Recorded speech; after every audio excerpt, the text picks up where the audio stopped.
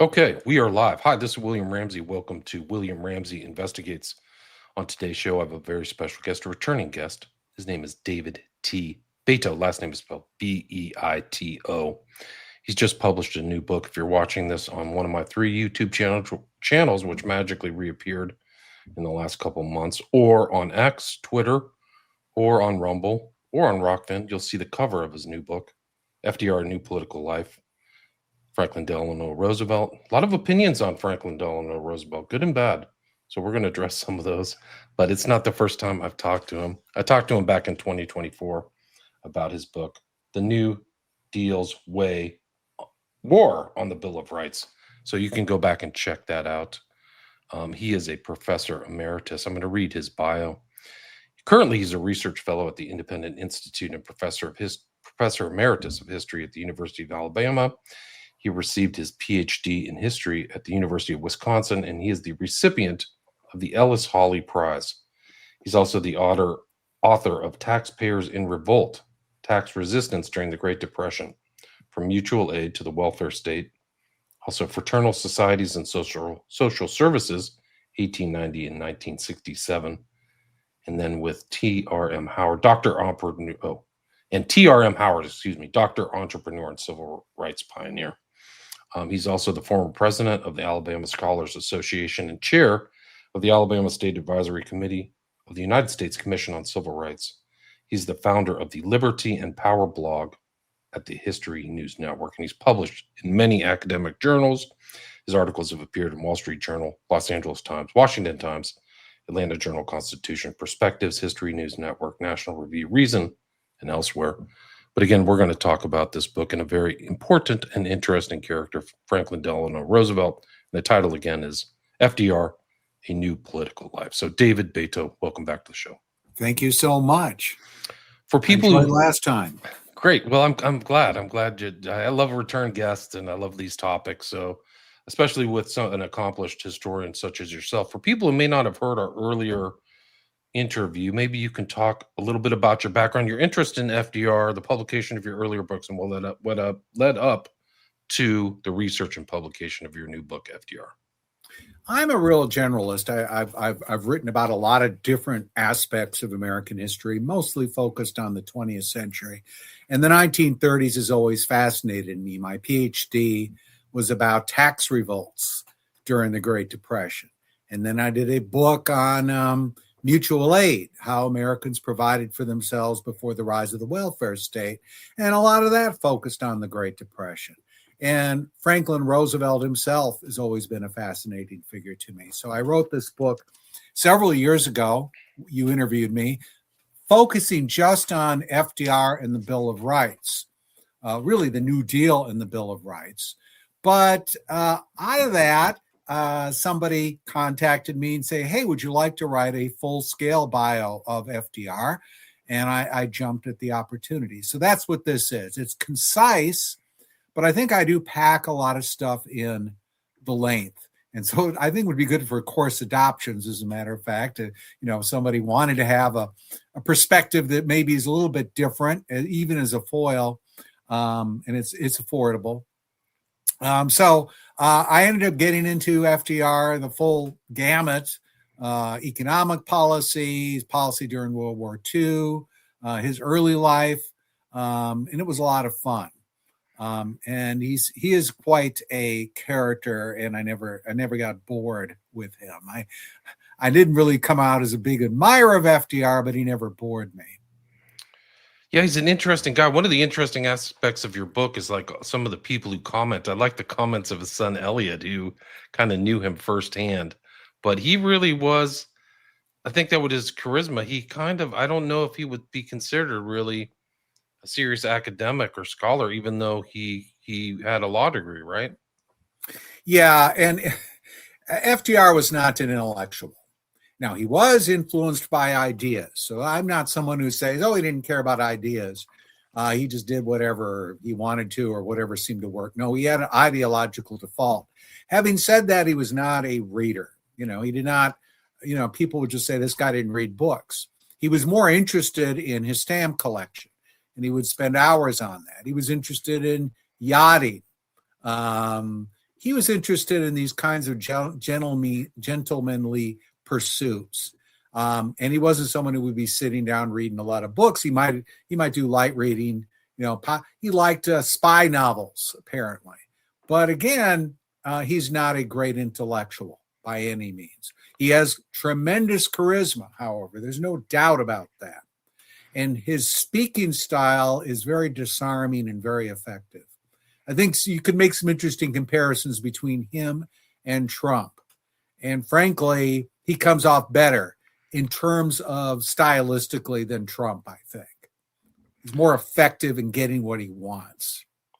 I think you're right. He, and you mentioned in your book, he was kind of a little bit more, had nuances to his character in that he was kind of vindictive, it seemed like, but he'd do it in secret, and he would kind of use underhanded. And also, his speeches were more effective. Like you say, his "We have no fear but fear itself" speech, I think it was 32, was among the top 5 American speeches, right?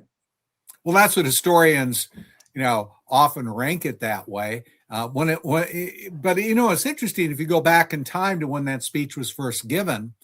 That line was not the main thing people keyed into on that speech. The main thing that generated the most commentary were his comments in that speech that we may need emergency powers, and if Congress won't do its job, we may need to go down that road. And as a matter of fact, if you look at the newsreel coverage of that speech, it was his inauguration address. It tended to focus on that part of the speech, and the whole part of the speech about fear. All we have to fear is fear itself. That's kind of like, okay, that's interesting, but people didn't really key into that at the time. So it's interesting how, in retrospect, that is the only thing many people remember about that speech, where at the time it really wasn't what resonated as much. It's interesting. It's a good soundbite. I guess that maybe that's the whole thing, is that people can key into that. But he almost, his political career was almost ruined because of a scandal that I didn't really know about. Can you talk about that? It was I think it was the new something scandal. I can't remember the name. Newport sex scandal. Newport sex scandal, yeah. This not only almost ruined his career, it kind of, if you take FDR's word for it, kind of changed the whole trajectory of his life. He overcame this in some ways, but in some ways, it had a permanent effect on him. FDR was Assistant Secretary of the Navy. Like his cousin, Ted, who he looked up to, his uncle called him Uncle Ted, even though he was his cousin. He had a very similar career trajectory. He served in the New York State Legislature, and then on the strength of that, he became Assistant Secretary of the Navy in the Wilson administration. And there was a low-level investigation during those years at one of the naval bases in Newport. Some guy sort of took it upon himself to investigate same-sex relationships in the Navy among the sailors, with the goal of exposing this and forcing them out. Right. And this investigation really languished. They couldn't get support from the Attorney General or anything. And Roosevelt found out about it. He says, "I'll support your investigation." Not only that, he took leadership of the investigation. Roosevelt headed something called Section A. And it really reflected his fascination with spying. But I also think he saw it as, this is a great ticket to a political career, right? Because he's going to run for office. He's going to run, he's going to move into national politics. He already is. So rooting out gays from the Navy seemed like probably a smart political move, seemed like. Well, Section A sort of, there weren't a lot of scruples about methods. Let's put it that way. And a lot of the investigators in Section A would entrap people. And by entrapping, here's what I'm talking about. They would engage in same-sex relationships with people they were investigating as a means to catch them. And this was excused later by, they did it for their country, right? And the investigation use these kinds of entrapment methods, eventually it really kind of there started to be a lot of arrests and people were caught up in it and it became there was a big backlash against it. A local paper in Providence really went after it and blamed Roosevelt and said, this guy's out of control. Eventually, the U.S. Senate investigated. And this was headline news in the New York Times. And it found Roosevelt responsible for these abuses. And yes, despite the fact that, people are not very pro same-sex relationship, to say the least, during the time, this was going too far, even for people at the time. And there's a headline in the New York Times that blames F.D. Roosevelt for this. Said he's the man responsible and he said he was unfit for office. This is a U.S. Senate committee. And a lot of people thought his career was over with. But the timing wasn't bad. At the time, President Harding is picking his cabinet. There are other issues in the news. And he kind of skirts, right? And it's sort of forgotten. However, it is not forgotten by FDR, because only a few weeks after the Senate report, which FDR was extremely upset about, only a few weeks after that, FDR came down with his paralysis. And he blamed the Senate committee. He blamed the Senate committee for the rest of his life for his paralysis. And his argument was, and he might have been right, who knows, that it had been caused by tainted water when he had visited a Boy Scout jamboree. This is one of the more incredible theories. And but the reason it had such an effect is because he had, again, a lot of people would say, he had lowered immunity. He was depressed. He was, not getting a lot of sleep. He was very worried about the Senate investigation. So he blamed the Senate investigation. So it puts a new take on that aspect of his life, where people have often focused, and I think for some good reason, on the heroic aspects of that, of him overcoming this disability that afflicted him for the rest of his life. But that's a part of the story that's pretty well documented, but again, hasn't been written a lot about. It really hasn't. And I think one of the other aspects too is the ongoing kind of race relations with FDR and African Americans really started early. So that concern was always a part of his, it's either in the foreground or in the background of his whole political career. Would you agree with that? Well, when he becomes Assistant Secretary of the Navy, his boss, the secretary, and at the time, of course, the Navy is a cabinet post. His boss, Josephus Daniels, is one of the most notorious racists in the South. He had basically overthrown a kind of multiracial government in North Carolina through kind of violent methods. He was a newspaper editor, but he had stoked up these passions. So his president is Woodrow Wilson, who's a segregationist. And Wilson says, I'm going to bring in Jim Crow into the federal government, or segregation. Josephus Daniels, if anything, wants to go further than Wilson. And Roosevelt really doesn't care. But Roosevelt will do it. He will implement what his boss wants. They bring in a very detailed policy of segregated bathrooms in Naval Department facilities, including a watch force to monitor it, to make sure that there were no lines crossed. And Roosevelt's sort of in charge of that. Later, there are these really horrible race riots during a period called Red Summer, which is 1919, where white sailors pull black, sailors and black streetcar riders off of streetcars and assault them. And it's just an out of control race riots.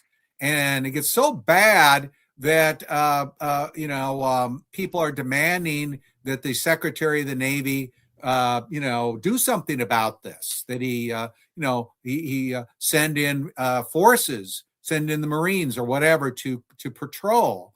He doesn't do anything. Roosevelt writes to a friend during this period. He sort of jokes about it. He writes to a friend from the South, from Georgia, and says, "We need some Southerners like you up here who can handle Negroes." So is he a racist? Well, yeah, I would say so, but he is. It just doesn't. I think the thing about Roosevelt, he just doesn't really care about those issues. He does care about other things, though.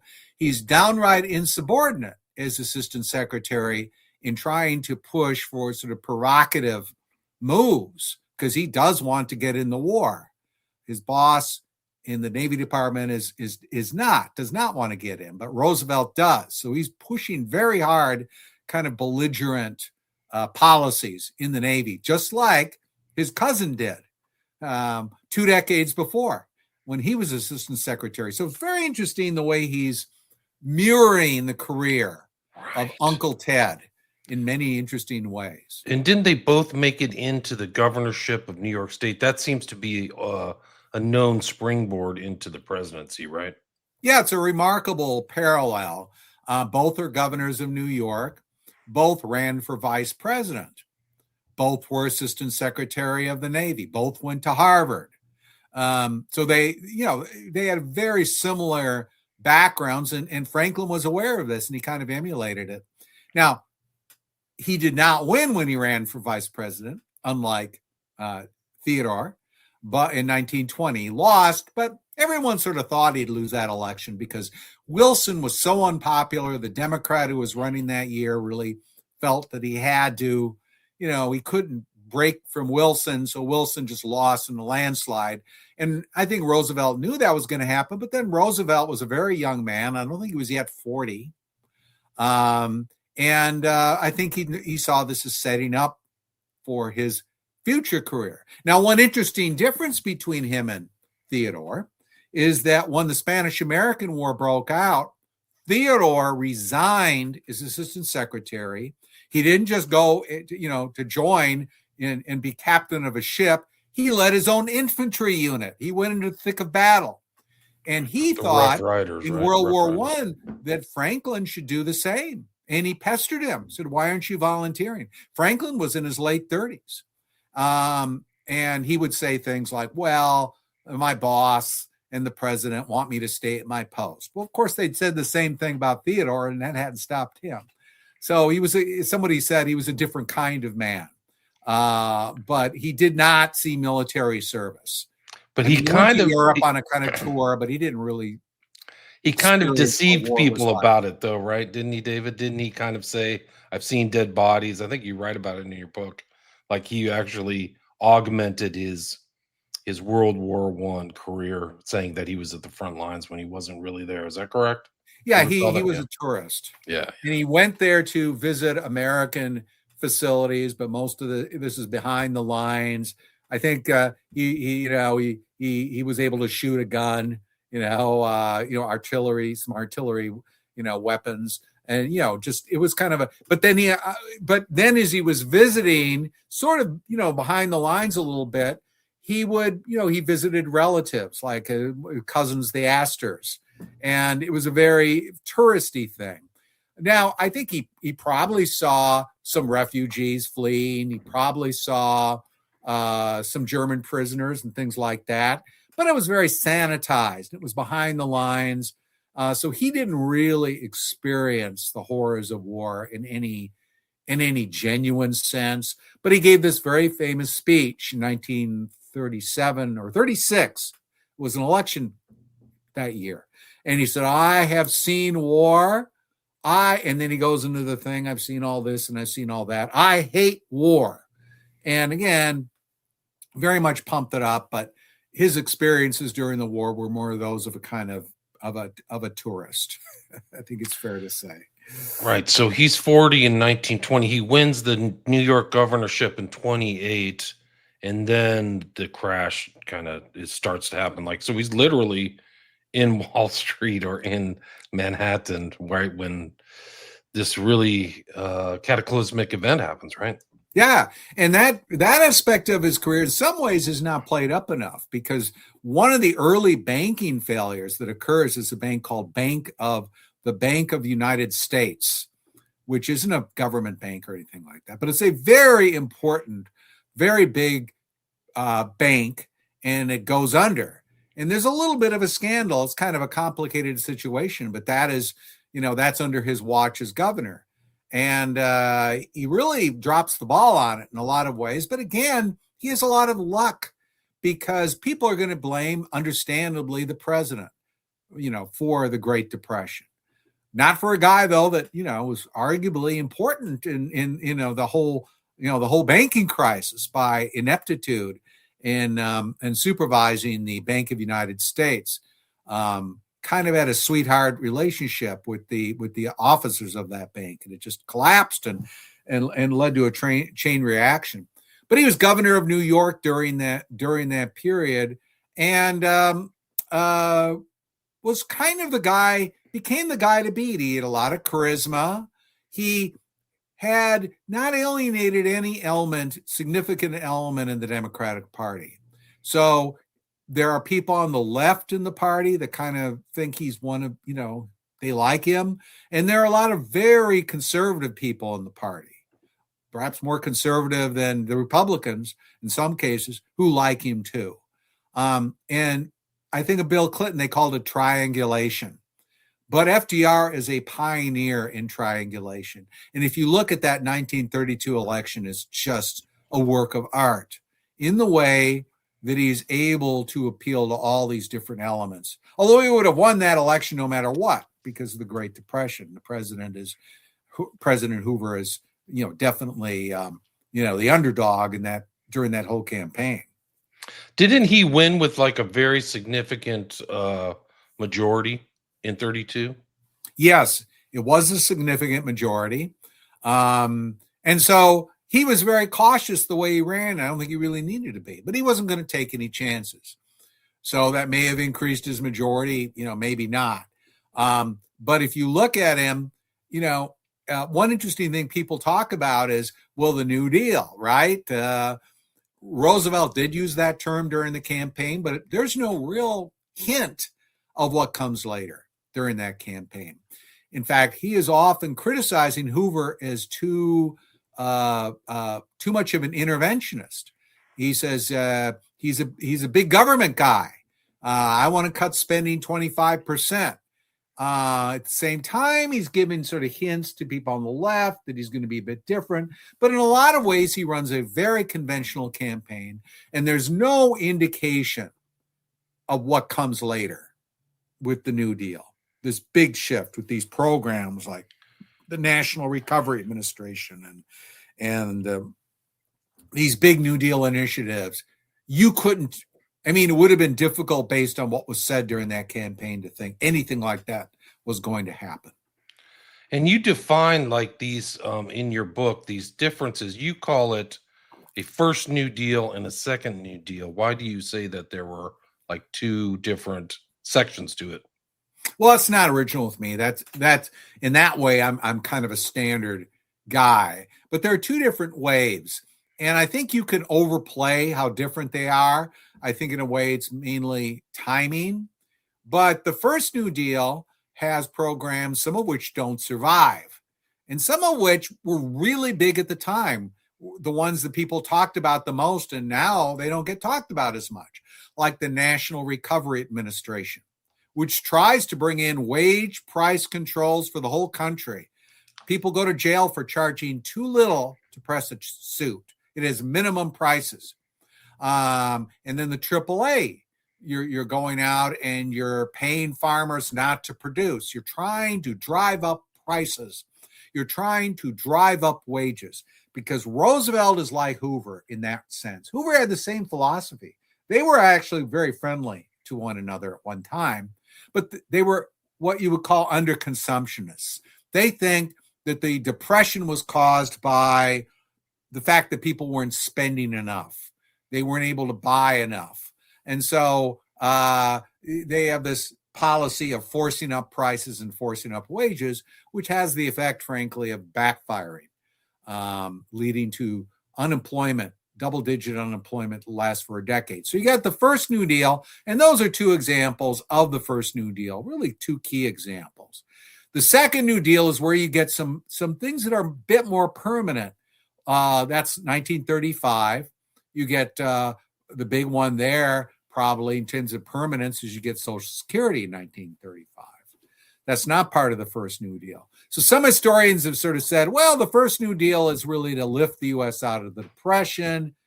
The second New Deal is more permanent changes. I don't know if I buy that, because I think FDR intended permanent changes from the beginning. But that's often the way it's framed, but it's also timing. There's the first New Deal is like the first 100 days of the Roosevelt administration. The second New Deal is about 100 days in 1935.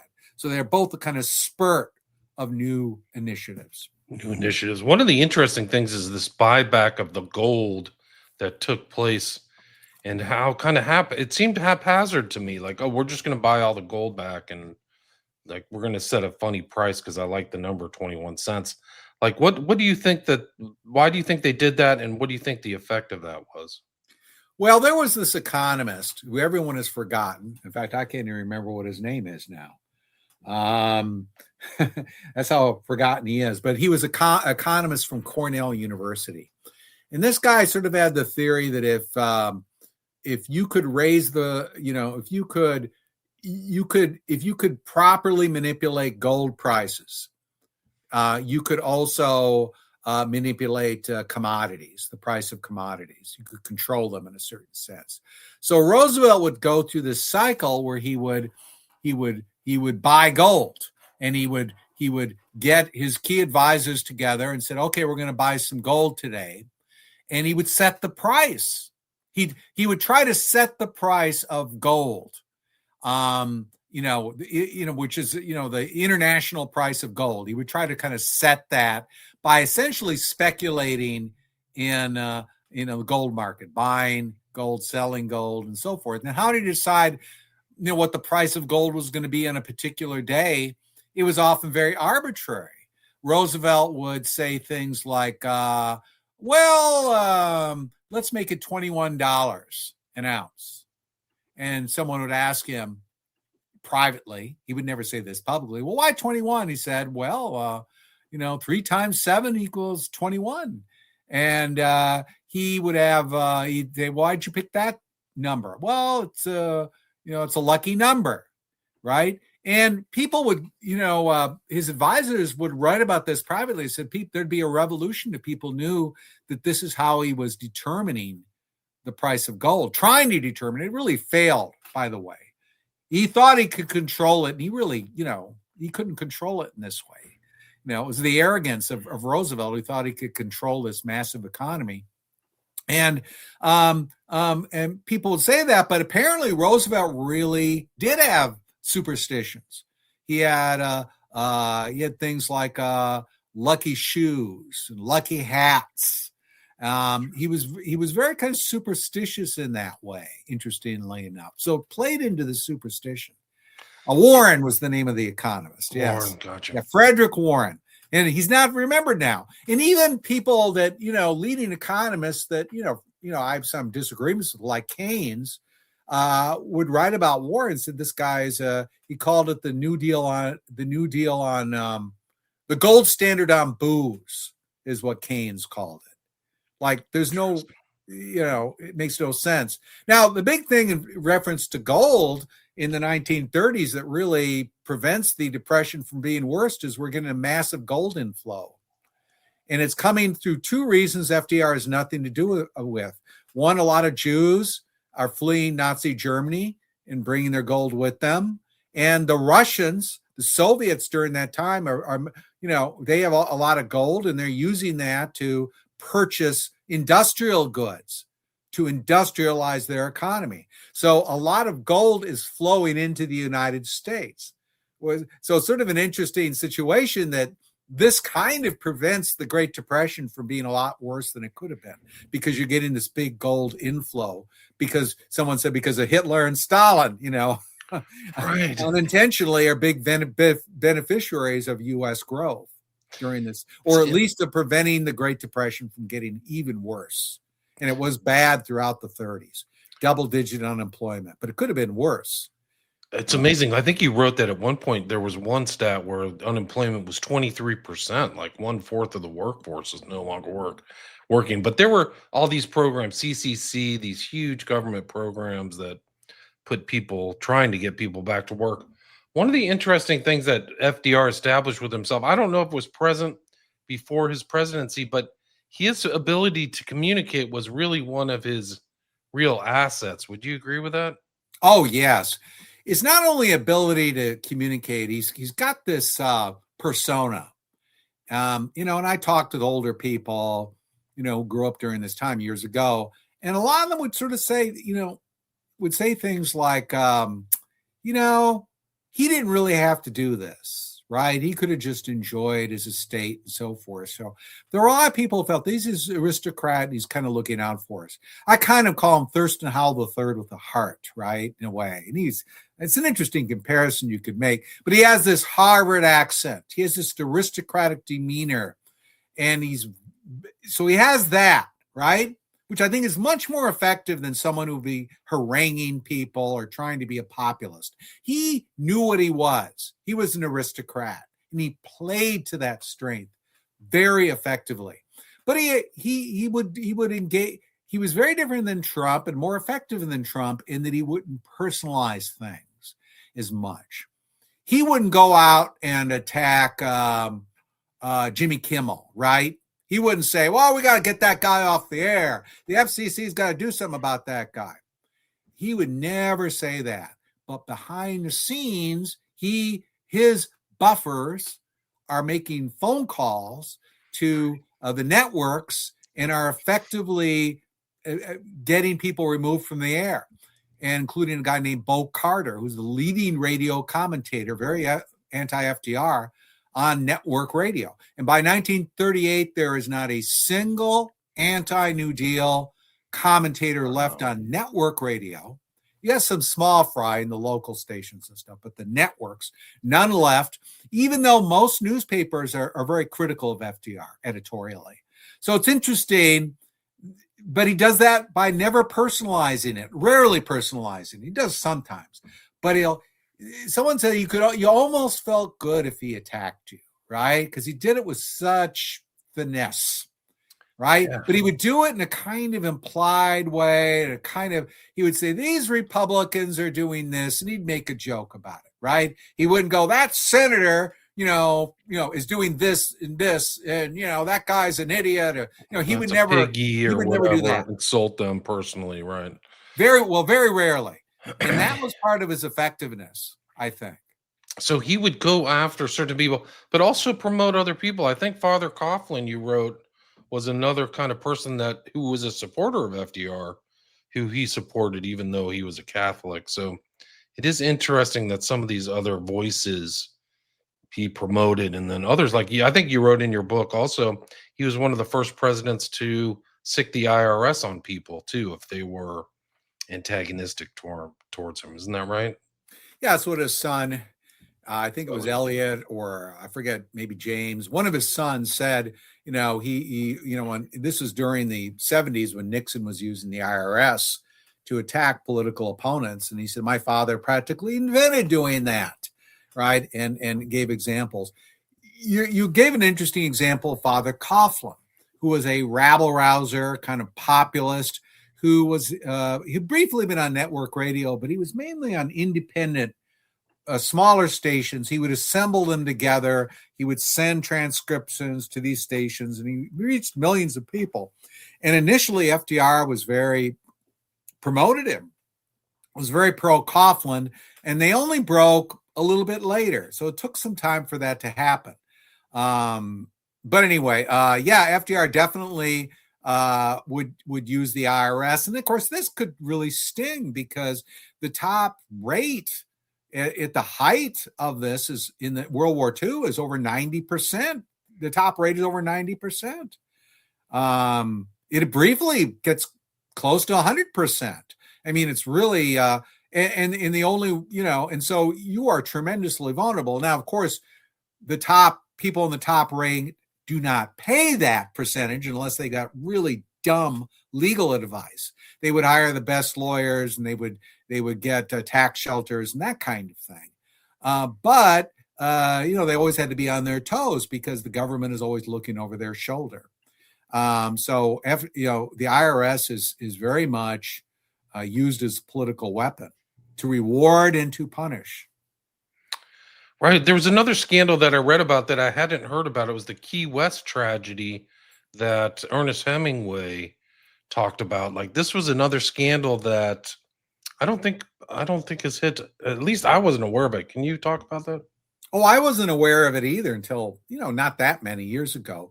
Now, if anyone knows anything about, the 1930s, one of the things they probably know about is the bonus marchers, right?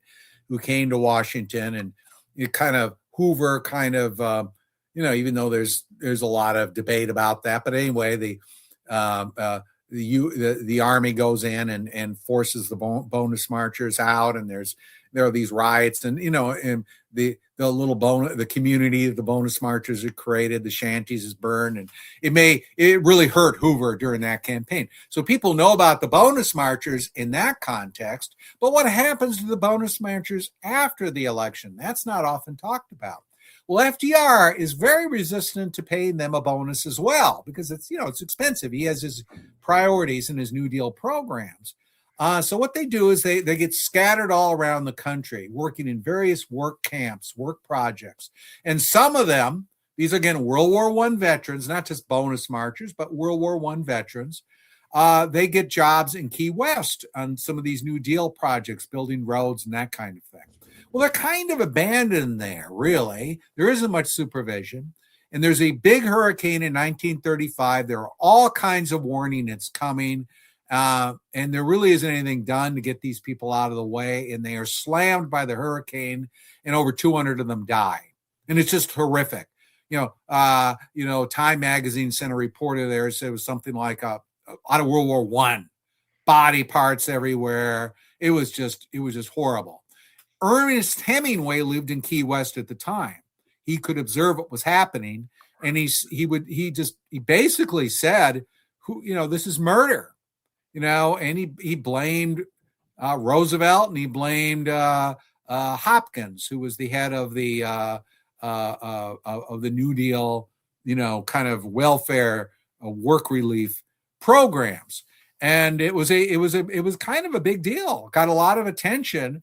And it was a bit of a scandal. But again, Roosevelt is able to kind of ride it out, partly because the Senate investigation or the House investigation of this is run by a very strong New Dealer who is able to kind of choreograph it and prevent it from getting out of control.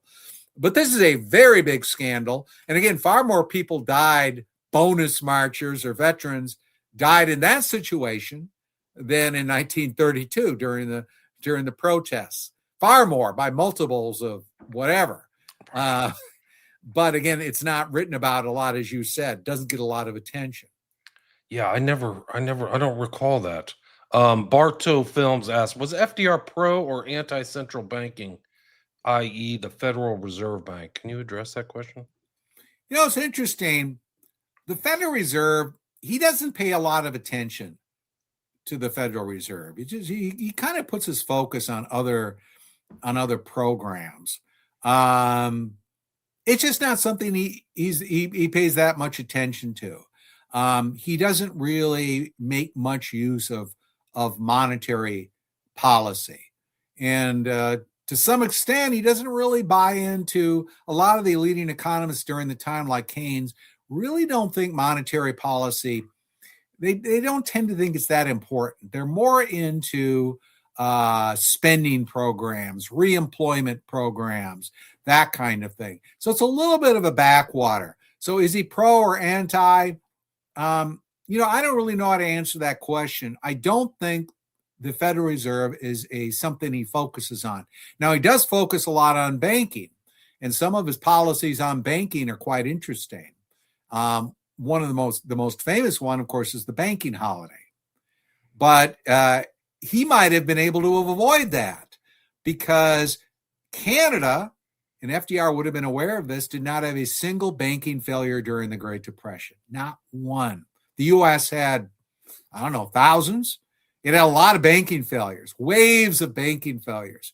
Why the difference? Well, one difference is Canadian banks could branch. So you wouldn't have these rural banks that would go under because the local rural economy went under. They were in branches. They were part of national, banks. So the weaker branch could bail out, the stronger branch could bail out the weaker one, and sort of a kind of mutual insurance, I guess you'd say.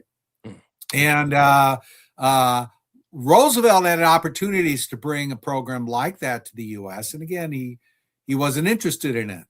So that, it's sort of an interesting example of how the banking crisis, which is getting just out of control in the 3 months before Roosevelt is sworn in, he doesn't lift a finger to do anything about that. And he tells people, let it all collapse. And when it collapses, we'll rebuild, right? But there were opportunities for him during that period to do stuff to maybe soften the blow. Like, for example, adopting the Canadian system. There was a bill to do that. Again, they showed no interest in that. Did you get the sense of his career in the 30s that he saw this as this kind of breakdown and the Depression and things like that as a place of opportunity, not as a place of like permanent, dislocation or something? Like, he saw the breakdown of this stuff and the financial breakdown as a means for him to reshape things and also enhance his own reputation. Would you agree with that? Yeah, and asking the question, it sounds like a cynical question, but the answer is a cynical one, yes. And, something about Roosevelt that was recognized by a lot of people, including pro-Roosevelt historians, but none other than Harry Truman. Harry Truman called Roosevelt the coldest man I ever knew. He didn't care about you. He didn't care about me. And then Truman ends on this kind of weird note. But he brought the country into the 20th century. And Truman said that about Roosevelt. And it really is true. Beneath the demeanor, which is very warm, if you go into a room, you feel like he's on your side. And then someone who disagrees with you go into the room, they feel the same way. He's very personable, very effective, but there's a coldness there. There's a kind of icy ruthlessness, cynicism that you see. And I think Truman is the authority I'd appeal to on this. In fact, I was thinking of calling the book The Coldest Man, but my publisher said, no, don't do that. So I didn't. But, that gives you a little bit of a sense that who was he at the core? I mean, well, okay, let's look at that period there, the transition period. As I said, he told more than one person, well, let the banks go under. Let it go. Let everything collapse. They deserve it, right? And he would just sit there during this period when President Hoover is going to him and say, hey, let's work together. Let's come up with a common statement. Roosevelt's attitude is, no, we're not doing anything. And this is the worst time for the economy. And he is not lifting a finger. And you got to remember how long that transition is. The election is in November. He doesn't take office till March. So it was a much longer transition than it is now. And it's when the country is probably the worst it's ever been in terms of the economics of the country. Wow, so he just lets it go. Now, you mentioned Truman. Philip asks, who did FDR want to succeed him, Harry Truman or Henry Wallace? Okay, complicated answer. I think Roosevelt liked Wallace, although Wallace was kind of an odd duck in his sort of certain ways. He had a fascination with Eastern mysticism and so forth. But he's an intelligent man. He's a leftist. He was a very strong New Dealer. I think Roosevelt liked Wallace. I think Roosevelt would have preferred for Wallace to be on the ticket. But I think he was being pulled in other directions. These big city bosses, the big funders to the party, went to Roosevelt and they basically said this is going to be a tough election, 1944. Wallace is a drag. You need to replace him. Now, Roosevelt doesn't agree with them, though, completely. He sort of gives them the green light to find somebody to run against Wallace at the convention, but he opens the convention up. And frankly, I think he was hoping that Wallace might pull it out, but he kind of abandoned him. But I think Wallace ran anyway, and Wallace actually led on the first ballot at the convention, but he eventually lost. And I think there were a lot of reasons for that. One is Wallace, I got to give the guy some credit. Wallace at the convention came out against the poll tax. He made some very pro-civil rights statements and things, and those might have sunk him. So Wallace had a certain belief in principle that did him in, and he didn't campaign very well. Roosevelt sent him out of the country in the 3 months before the convention on a worldwide tour. So all this machinations, all this plotting to remove him was going on when he was out of the country. So I think that Roosevelt would have probably liked him to be there, but he wasn't going to fight for him. And he also recognized that he was a drag. He was no great friend of Truman. I think he met with Truman maybe 2 times after he became president, and they were not meetings of any importance. He never sat down Truman and said, by the way, I'm dying.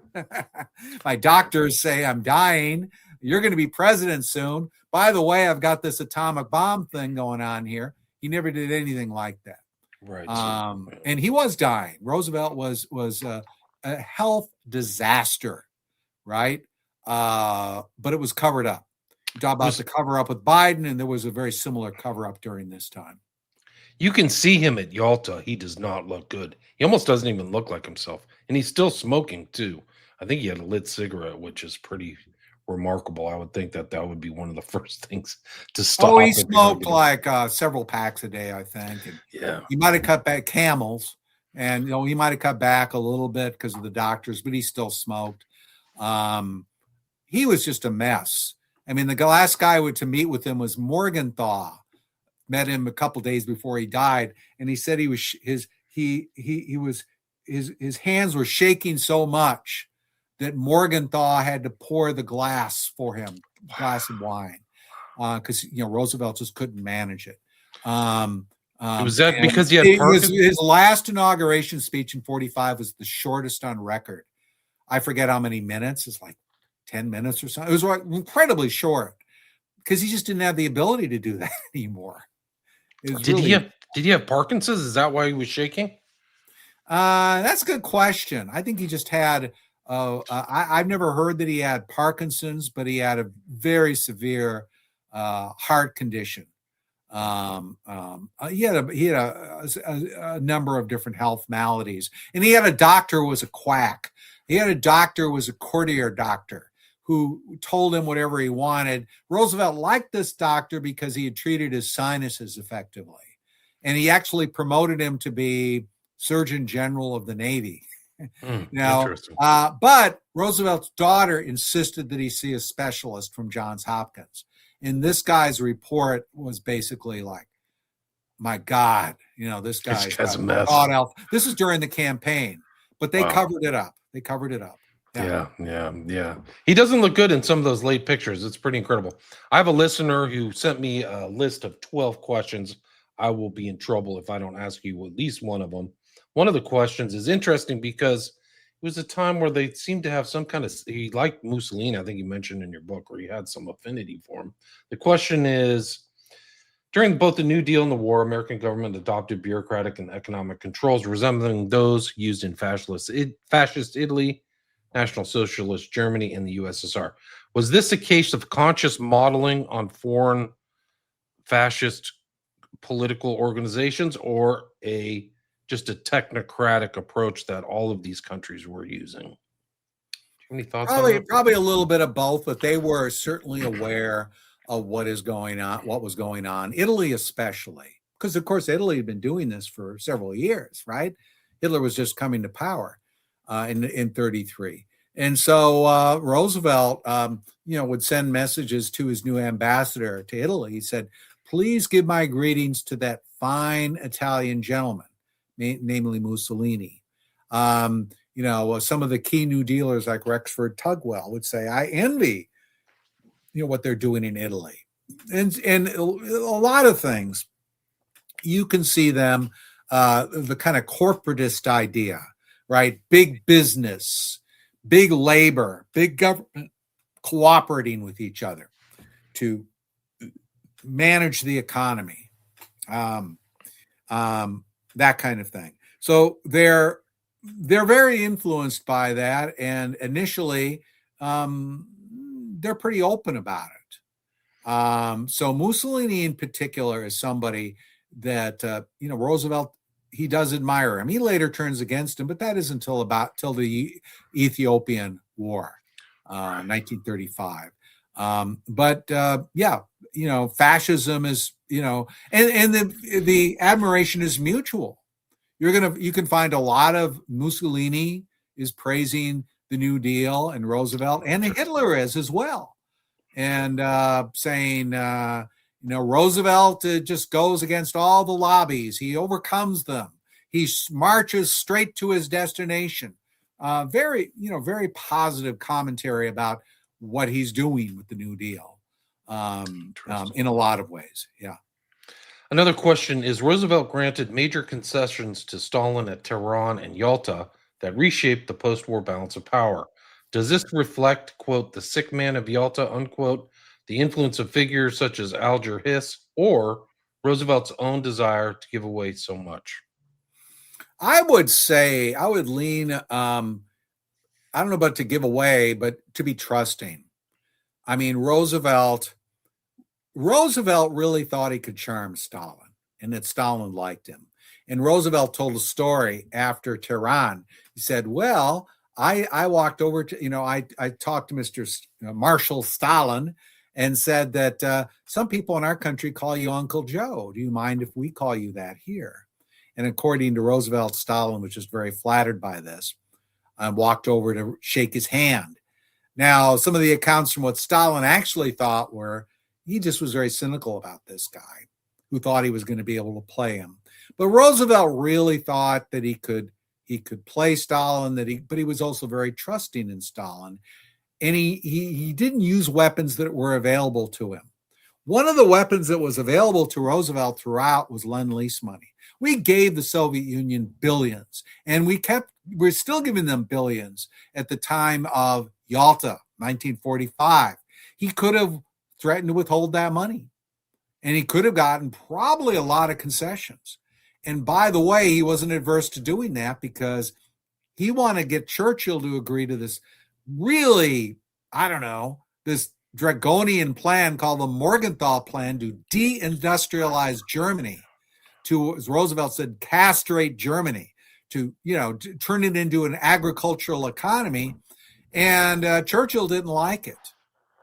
And Roosevelt sort of held out very cynically. Well, he didn't say this directly, but Churchill understood it this way, that Lend-Lease money to the United Kingdom might not just go through unless Churchill agreed to the Morgenthau Plan, and Churchill ended up agreeing to it quite reluctantly and signed on to it, but did not like it at all. He compared it to chaining Britain to dead Germans. That was his reaction to this plan, which was essentially, we're going to punish Germany and we're going to make it so they can never come back ever, right? Because it's in their genes, right? Right. They're going to go to war again if we don't punish them. It's really interesting the way that everything played out. I mean, I wouldn't say the Morgenthau Plan was implemented, but there's a lot of stuff that's left out of history of what happened after 1945. No, he had to back off. This is Roosevelt, the politician. This is during the campaign of 44. It proved quite unpopular, and he had a Republican he wanted to beat who played up on this, just how terrible the plan was. No one in Roosevelt, very few people in Roosevelt's cabinet liked it, and he backed off. And he blamed Morgenthau for it later. He said, use the expression, pulling a boner, right? Which had a different meaning back then. He said, boy, Henry Morgenthau pulled a boner on that one. But then a day before he died, he was meeting with Morgenthau, and Morgenthau repeated the plan. He says, we got to bring back this plan. And Roosevelt said, Henry, I agree with you 100%. So even Eleanor said that the Morgenthau plan was the way he wanted to go, and maybe the way he would have gone, but he had to back off during the campaign because there was such reaction against it politically. The politician always, takes control in a situation like that with Roosevelt. Just one more question. Roosevelt repeatedly bypassed the State Department and relied on parallel secret channels of diplomacy. What does this pattern reveal about his respect for democratic oversight in foreign policy? Is there any validity to that question? Oh, I think we lost him. David, we lost you. I blanked. Anyway, the book name of the book again is FDR: A New Political Life. The author again is David T. Beito, Beito. We made it 55 minutes. Thanks for everybody listening. I didn't really, Oh, okay, you're back again. You're back. Okay, sorry about that. I don't know what that was all about. Okay. It was probably on my end. I'm in a hotel. Did you hear the question? Or yeah, wasn't it him bypassing Hull? Yeah. Is there any validity to that? Yeah, I think there's some validity to it. And interestingly enough, Hull was a kind of a free trade guy, kind of a guy that was sort of anti-New Deal in some ways. But Roosevelt kind of felt he had a lot of support. He made him Secretary of State, because he had appealed to all these different elements. But then he proceeded to kind of ignore Hull. And for a long time during his administration, Roosevelt was pursuing, was sort of giving encouragement to protectionists, very Trumpian type people, by the way, who were pushing a protectionist agenda. And things were going badly downhill during that time. And eventually Roosevelt kind of gives in to Hull, but he always keeps him at arm's length on a lot of things. He'll go along with Hull if he agrees with him, but Hull is really on the Morgenthau plan is another example of that. Hull didn't like it, but Roosevelt will rely on other people. The big guy he relied a lot on was Harry Hopkins. That was a guy that he even lived at the White House. He moved in. He had his own room at the White House. And Hopkins was somebody that Roosevelt would listen to. And there were some people like that. But he sort of froze them out. He had kind of an informal network of people he would rely on like that. Interesting. So he kind of used standard channels, but also kind of a backdoor, maybe diplomacy. What do they call private diplomacy is a way to term it. David, we are at the 60-minute mark. Is there anything you'd like to add or anything I missed before we wrap it up? No, it's just that I think if you want I think there'll be some new things in the book. Maybe you'll agree with that people haven't seen before. It's concise. And I had a lot of fun. I had a lot of fun writing it. And I don't make direct comparisons between FDR and other presidents for the most part. But I think when you read the book, you will see these comparisons come through. So it was quite enjoyable.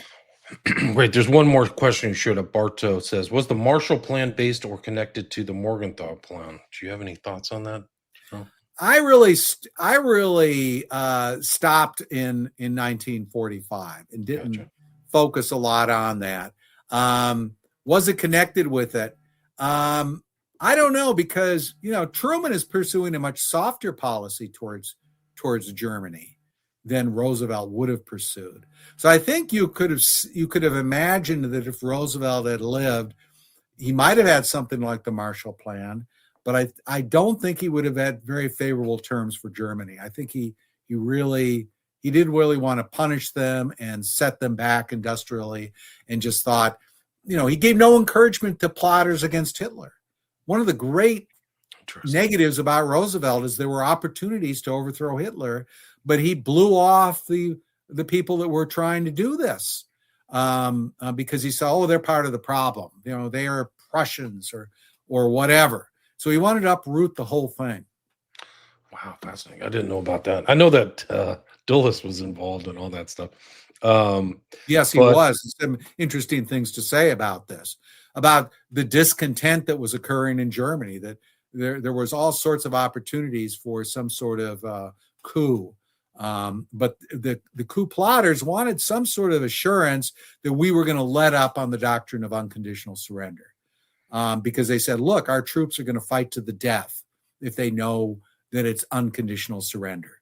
But Roosevelt wouldn't give that assurance. In fact, he kind of was a little jocular, kind of joking around a little bit about the plotters. And, some of them were just horribly tortured, like von Stauffenberg and others.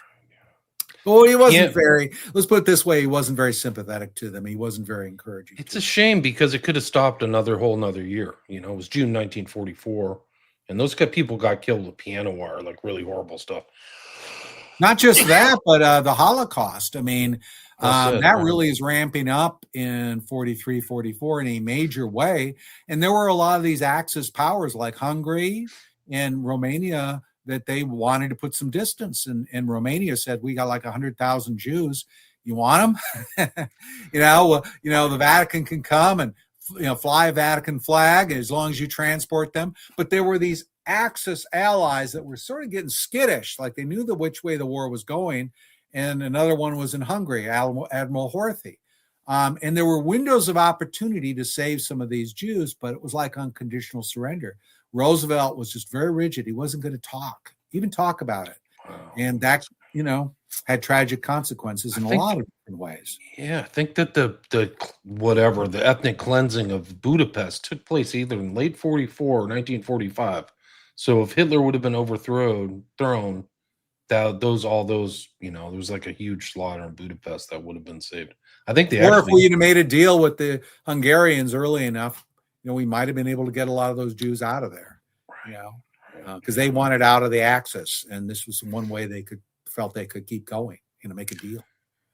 There's so much to learn from history. It could have gone one way or the other. I think that's the thing about FDR. His personality affected everything, his sensibilities, and affected his life, and so much in history and American history. So people check out this book. It's available now on Amazon. I think it was released on Amazon on November 25th, 2025. You can get it on Kindle or paperback. Is that correct? That's correct. And then if anybody has any follow-up questions for you or wants to reach out to you, is there a good place? I think we talked in the pre-show. You have a Twitter account and a Facebook account. I do, and they can write me an email, davidtbeito@gmail.com. It's Beito. It's davidtbeito @gmail.com. People can follow that. Thanks so much. What a great talk, and I really appreciate you coming back on the show. And the new book, again, is FDR, A New Political Life. And the author, again, is David T. Beito, Beito. Thanks so much for your time. Thank you. All right, stay there.